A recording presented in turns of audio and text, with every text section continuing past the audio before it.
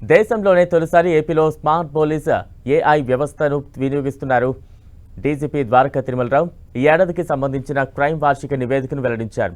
గతేడాది కంటే crime rate తగ్గిందని, సైబర్ నేరాలు మాత్రం 34% పెరిగాయని చెప్పారు. మొత్తం అన్ని విభాగాల్లో 92,094 కేసులు నమోదయ్యాయన్నారు. టెక్నాలజీ సాయంతో అత్యధిక కేసులను ఛేదించి బాధితులకు న్యాయం చేశామని చెప్పారు.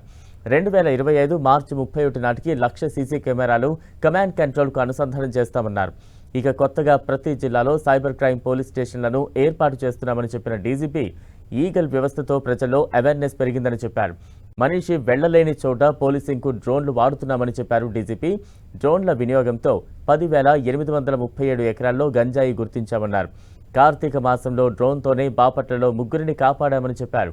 విజయవాడలో ట్రాఫిక్ కంట్రోల్కి కూడా డ్రోన్ వినియోగిస్తున్నామని తెలిపారు డీజీపీ.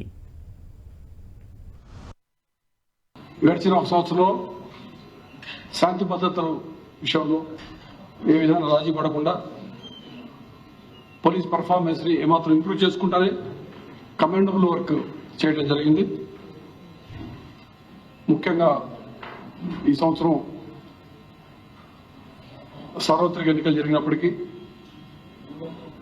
క్రైమ్ ఎప్పటికప్పుడు కంట్రోల్ చేస్తూ క్రైమ్ రిడక్షన్ జరిగింది. మీరు చూద్దరు కానీ కొన్ని క్రైమ్ సెంటర్స్ లో పెరిగింది.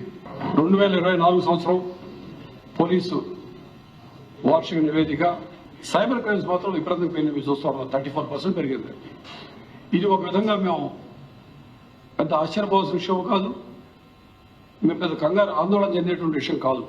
ఎందుకంటే సైబర్ క్రైమ్ అనేది మిగతా హెడ్స్ లో క్రైమ్ తగ్గుతూ ఉంది.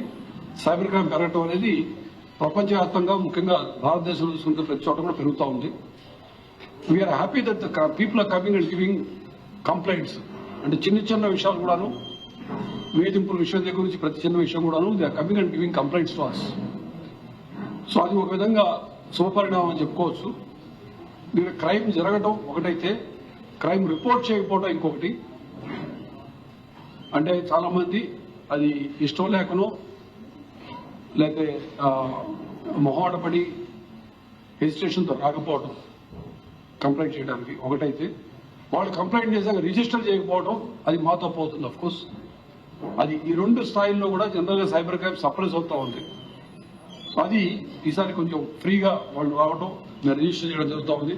సో 34% పెరిగింది. విచ్ క్రైమ్స్ అన్ని దాదాపు మేజర్ క్రైమ్స్ పెద్దవి జరిగిన పెద్ద సెన్సేషనల్ క్రైమ్స్ అన్ని కూడాను సక్సెస్ఫుల్ గా డిటెక్ట్ చేయడం జరిగింది.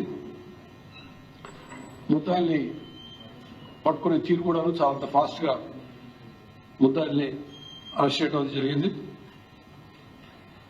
ముఖ్యంగా టెక్నాలజీని బాగా ఎక్స్టెన్సివ్ గా వాడటం జరిగింది. అది ఫింగర్ ప్రింట్స్ దగ్గర నుంచి డ్రోన్స్, సీసీటీవీ ఫుటేజ్, అదేవిధంగా మాకు ఉన్నటువంటి మిగతా టూల్స్ అవన్నీ కూడా నేను ఎక్స్ప్లెయిన్ చేయను. అవన్నీ చేయడం ద్వారా క్రైమ్ డిటెక్షన్, అదేవిధంగా ప్రివెన్షన్ కూడా బాగా జరిగింది.